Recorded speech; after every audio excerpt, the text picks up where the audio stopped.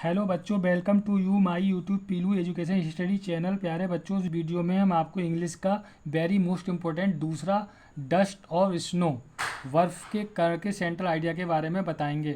तो बच्चों, central idea the poem dust of snow has been composed by Robert Frost. ये पहली line तो सभी सेंट्रल आइडिया में आपको लिखनी है, चाहे कोई सा भी आ जाए। लेकिन हम जो बता रहे हैं, सबसे पहले आपको बताया था आइस, फायर एंड आइस का, और दूसरा ये है dust of snow. Very most important है दोनों।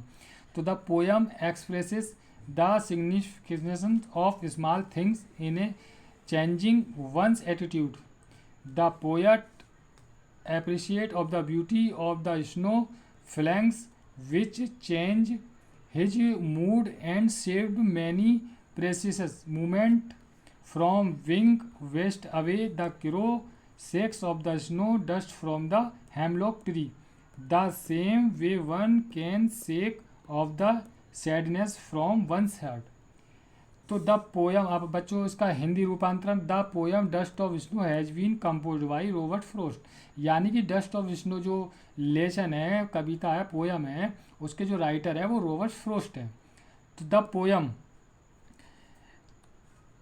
Poem expresses the significance of small things of the changing one's attitude. कविता किसी के दृष्टिकोण को बदलने में छोटी चीज़ों के महत्व को व्यक्त करती है। ठीक है। तो the poet appreciate of the beauty of snow flakes. तो कवि ने बर्फ़ के टुकड़े की सुंदरता की सराहना की है। विच चेंज, जिसने अपनी हिज मूड, उसकी मनोदशा को, and save many precious movement from wings waste away.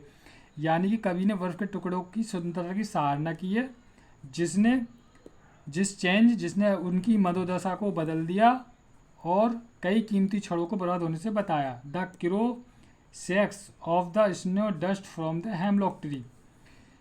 Hemlock पेड़ से बर्फ के धूल को कोआ हटाता है। The crow shakes of snow dust from the hemlock tree, यानी कि हेमलॉक पेड़ से बर्फ के धूल को कोआ हटाता है। और से सेम अवे, उसी तरह जो किसी दिल से दुख को दूर कर सकता है। The same way one can shake off the sadness from the verse, यानी उदासीनता को, निराशा को हटाता है, उसी तरह जो किसी दिल से दुख को दूर कर सकता है। तो बच्चों, ये वेरी मोस्ट इम्पोर्टेंट है, आप एक बार ये देखो, वेरी मोस्ट इम्पोर्टेंट है बच्चों, इसे याद जरूर कर लेना। अगर वीडियो अच्छी लगी हो तो सब्सक्राइब एवं लाइक ज़रूर करना। मिलते हैं अगले वीडियो में।